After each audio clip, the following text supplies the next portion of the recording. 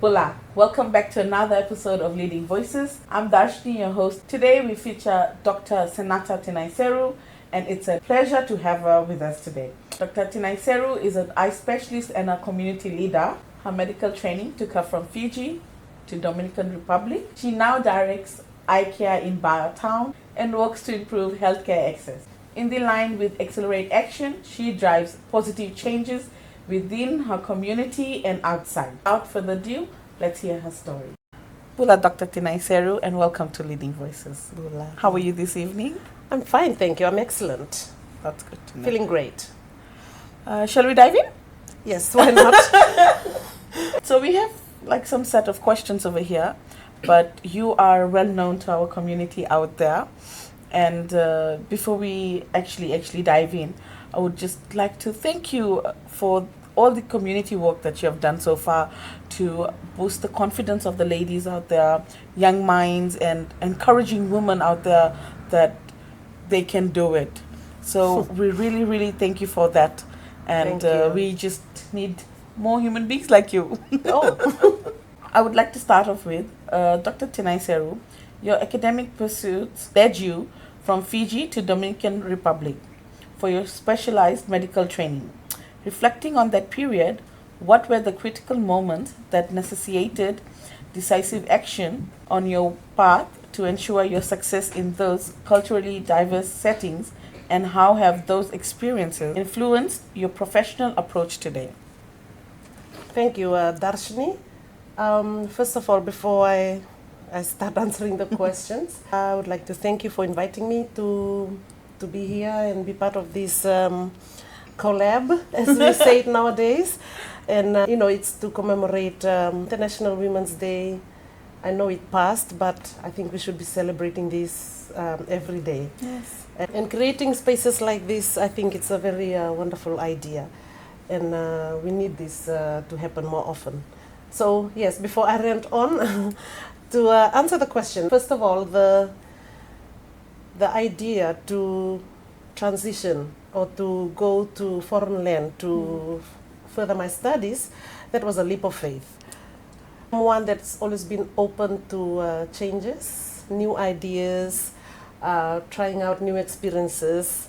That's me. I guess it has to do with my upbringing. We moved a lot when we were kids because of my parents' work. So I had to adapt myself in different classrooms really fast, in different settings really fast. So moving to Dominican Republic, I've never heard of that place ever at the time. So to me that was a challenge, first of all. And then a language that's not even spoken here. One of the moments that required major decision making was at the point when I arrived at the Dominican Republic pregnant. Wow. So the organizers that was looking after my scholarship, I would say, because they were shocked that I came, with a tummy. And they didn't expect the candidate to be pregnant. Yeah, it was not to show up like that. Yes. Yeah. So they actually asked me if I was going to be able to go through with the program. I'm alone, no families, in a foreign country. I didn't know anybody, and I was there to study. They gave me the option of coming back. And I said, well, I am here already. And the Dominican Republic is quite far. It's far from here. My husband at the time was still processing his papers, and then processing of papers, took forever. It took months. I told them, I am here. I'm going to do what is required of me to do, because I've made up my mind. I'm not going to go back. I'm going to deal with this. I was trying to be brave, putting on a brave front, but inside I was really thinking, oh my goodness, what did I get myself into? And I said, okay, Senata, you are young. You can do this. That front, the brave front, is one of the good qualities, I should say, that you should have with you. Be strong in your opinions, stand your grounds, and always believing in yourself. Believe that you can do it in any kind of situation. To me, that was one of the main moments in my life that I guess, if I had to look back at it, that was a turning point for me. That made me grow as a person, as a woman, and also grow in my career. Being confident in yourself, believing in yourself, that you can do it. You have to say it first, that you can do it, before the others can say it for you. Eh? Right, I mean, you have to have the confidence within you in order to motivate others, right? Yes, yes, yes. Really inspiring me, Dr. Tinaiseru. I mean, you were out there in a country where you didn't know anybody, no support. I mean, heads off to you, you know. And I heard you said that you had to learn the new language. And how was that experience for you as a woman? I would say it was uplifting. First of all, the language itself it's an exotic language. It's derived from Latin. It's a Spanish language. It's spoken by all Latin countries in the world. It took me 3 months to learn it. Wow. I was eager to learn it. And I wasn't shy about it. If it came out wrong and, meaning something else, I didn't care. And it was part of the learning process. Yes. And till now, my husband still teaches the language at the International Secondary School in Mandi here. As the director of Advanced Eye and Ear Care, how can women leaders in healthcare speed up improvements in healthcare access, especially in the areas needing it most? Okay. As owner of or proprietor of a private clinic, okay, that has connected me to a lot of organizations, NGOs, government agencies. It's made it easier for me to lobby or to push policies, especially in regards to women's health. It all starts from conversations. I'm in contact with business people every day. I live in Ba. It's the home of all the business owners in Fiji. The main advantage is that you are seen, and you, with them together, can do so much. You can push for fundings to mobile clinics and things. They can make it happen for you. Well, they know that you have the passion there and that commitment to serve the community that you are set up in. I wouldn't have been able to do that if I had been maybe in a public hospital. So you have a lot of power as an owner of your business, and you can manipulate this power to, to change some things. For example, change policies, increasing health mobile clinics, reach out to the women that can't access the services. And it's little things like that that will add up and, have an impact on a certain community or village. Can I ask you one question? Yes. When reaching out to this woman, right, or this community of women, has there been times where you faced challenges? Yes, challenges are there. It comes in many forms. At times, trying to get them all together to a place is hard. And you've had to visit them, on a one-to-one basis. It's because of their own commitments and things like that. Sometimes it's the religious barrier, that will stop you from reaching out to a certain religious group. So you have to be very open-minded and be ready to adapt to go into any group such as this. So I tend to use my church a lot.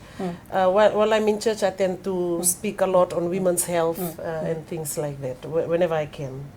Right. Yes. And I know women, at times, we tend to forget about our self-confidence, that we have it in us and that we can do it.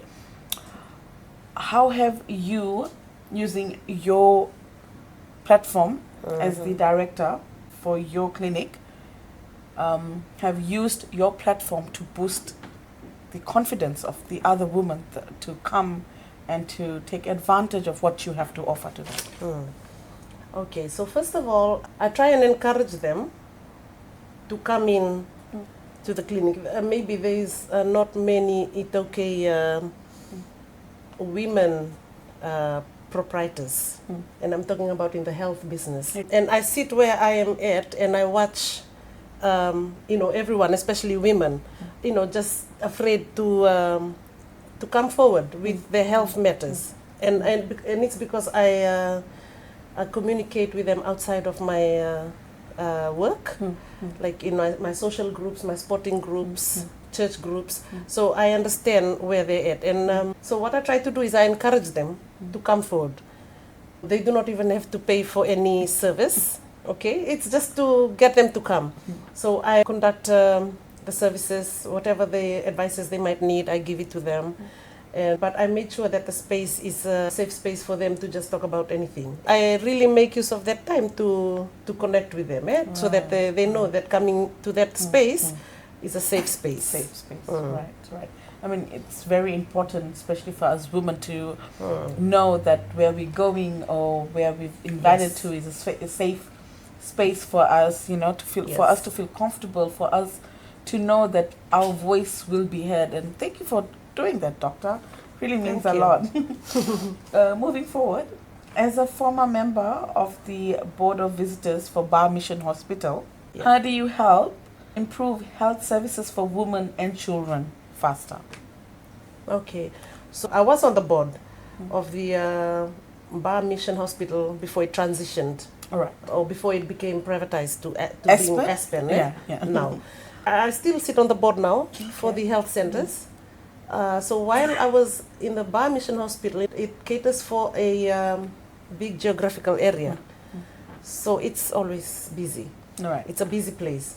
So now on the board there are two ladies. There's myself, and there's another female doctor. She's a dentist. Right. And it's the boys or the other men that are on the board, they always have to listen to us because we both have very strong minds. Right. Yes, we both have very strong minds, so we make use of that to push our agendas to the floor. We do projects that does not benefit the medical, the general population. Right. But also make sure that the women are taken care of. For example, we created a space at the hospital, and if you know the Bar Mission Hospital back then, it was in a state. It could be one of the worst hospital visits ever, frankly speaking.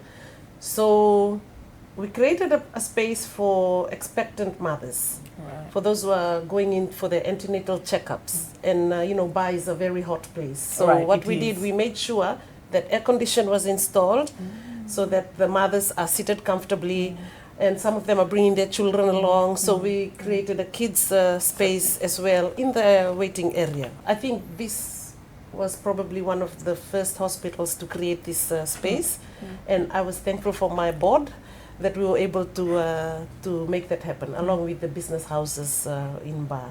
The women's voices are heard and women's interests are taken care of when you have women sitting on the board. I mean, what a great investment you did out there, Doctor. Thank you. I mean, taking care of the mothers and providing for the mothers, and also, of course, thinking for the children as well. Because many times, I mean, I remember when I was small, and I used to go to the hospital with my mom, for visitations or anything. And I'm from Tavwa, actually, and I always used to see mothers, being out there sitting on the bench or even inside, but with their kids, and then there was no services provided for the kids, for the children, to be there. And knowing that Bar Mission did that, and especially women leaders did that, is just amazing to know. And thank you. You're welcome. We see that you are also part of the Soroptimist International. Can you please enlighten us more on that role of yours, that path of yours? This is something I do outside of work. I like to do a lot of empowerment, mainly on women empowerment. I empower everyone. Of course. Soroptimist International is a global women's movement. It's a non-profit organization. It's an NGO. We are a group of women that do projects for women and girls, primary school level. We are present in 7 towns in Fiji. So altogether there are 10 clubs in Fiji. So what we do is we hold meetings. We try and invite women from all different backgrounds, work backgrounds, religious backgrounds, because we want to have a diverse collective voice, so that all the women are looked after. So it's an open space for everyone, right? So we try and get them into these meetings. And we have these meetings once a month. So, of course, there's a president of the club. Each club has a president and a secretary and a treasurer and so forth. So they all do their responsibilities. They look at issues that are common in the community. For example, in the Ba community, the 𝐷𝐸𝐻𝐻 ladies, the dispensary was damaged during the cyclone. So there was nowhere to do the cancer screening for them. So that is right now one of our projects. Since one of the members came from there, and then we sort out the needs, we prioritize them, and we saw that this is like a really urgent need. That service has not been given to the women of 𝐷𝐸𝐻𝐻, so they'd had to come by bus to the health centers in town. So we meet up and then bring up ideas on how to do projects and how to do trainings that can empower somebody who may be not well educated. We offer trainings because there are accountants, doctors, teachers sitting in this club. And it's voluntary, so we are not getting paid for this. So it's just sort of a sisterhood that we create opportunities for young ladies as well. We try and involve ourselves into girls' activities right from an early age, like girl guide camps, netballs, girls in soccer, and things like that, so that they know that they have the big sisters or the mamas looking out for them, and they know that their voices can be heard. In like I say, in this particular group. In this particular group, in this particular community. I think that's just an amazing thing you and your group of ladies and your partners are doing out there. I mean, I think it's very important for women to be heard. I mean, and to have the right mindset and to provide the right mindset to them so that they can have that confidence, that fire within them to move forward and to know that I can do it as well. So definitely, I would love to be invited or maybe be part of. For sure, you are both getting invited to our next meeting. Yes, we'd love to see young ladies out there and even women out there, and you can affiliate yourself into more than one club. Yes. For example, if you are here in Nandi, and there's 2 clubs already here, so you can join in any of the 2. But then you can also be a part-time member of your hometown club. For you, it would be 𝐷𝐸𝐻𝐻. So you can also go down there every once in a while, to help out the 𝐷𝐸𝐻 ladies. It's a chance for you to revisit old connections and, thrive together. And you never know how you can touch a heart or a mind, and encourage them. Okay, I would like to ask you something, and which I like to ask all our speakers that we had so far. You have been an inspiration to so many ladies out there. I mean, like, you are sitting at the board of members and have the strong mind, and you push through and you make your voices heard. But I want to know, who inspired you to do all this, to make your mountains move? It would be my mother, or as they say in Spanish, mi madre. So my mother has always been a force for me and my siblings growing up. Strength of a woman, when people talk about it and they sing about it, it's my mother's face that I see all the time, and it's not the one that's most educated. It's not the one that has the most money. She's a mother of 6. Wow. Yes, so it's not easy to be a mother of 6 and be a mother to how many students? She is a retired teacher. When I say that she's a force to reckon with, she battled breast cancer. Wow. She's just strong. In that way, I've always put her here as a star maybe. I'm lucky to say that I have strong women in my life growing up.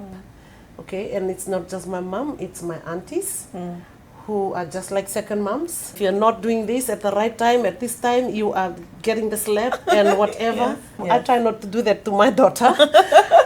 I know that's a bit, that's slacking off, but yes, I guess that's what makes me who you are today. Who I am today, yes. Great. It's that upbringing, yes. Yes, your mom is a very strong woman, and we would like to thank you, Mom, for raising such a strong woman as well. Yes. It's not just me, there's 4 of us sisters. Oh, wow. In different fields. And, and you know, we're doing quite okay. Okay? I don't think okay is the right word over here. I think you guys are doing exceptionally well. Thank you. We'll just go on to our last question, which is, what advice do you have for young women waiting to be doctors or leaders to help them take faster action in their careers and communities? My advice would be, okay, there's a lot of competition now in the medical field of, you know, learning. So just stay committed, stay focused. Do not be afraid to ask silly questions. They might sound funny, but always ask it, because you'll never know until you've asked. Okay? And do not be afraid to be different, doing things differently from your peers. Be ready to stand apart. Remember, you are human. So connect with, always connect. Okay, and this is something I know that pulled me through medical school and even through postgrad studies, is that connecting with the people around you, you know, knowing their backgrounds, and, you know, have a bit of social time. Let your hair down every once in a while, because that will keep you grounded. And that, let me tell you, that will help you move forward in a more balanced setting, you know, with a sanity intact, and you becoming, you know, graduating as a doctor, becoming what you want to be in the medical field. So yes, just a good balance in life, in everything. Right, balance is important. Yes. That's my motto. Yeah. A bit of everything to keep the sanity. Right. With that, thank you so much, Dr. Tinaiseru, for taking us on a walk on your journey, through your journey. It was a pleasure. And sharing your story, your experience with us, your insights with us, and for motivating and giving confidence to the young ladies and gentlemen out there as well. And with that, we would like to also thank our listeners for joining us for this episode of ours for Leading Voices. And thank you for hearing the voice of today. And until next time, Leading Voices, Winaka.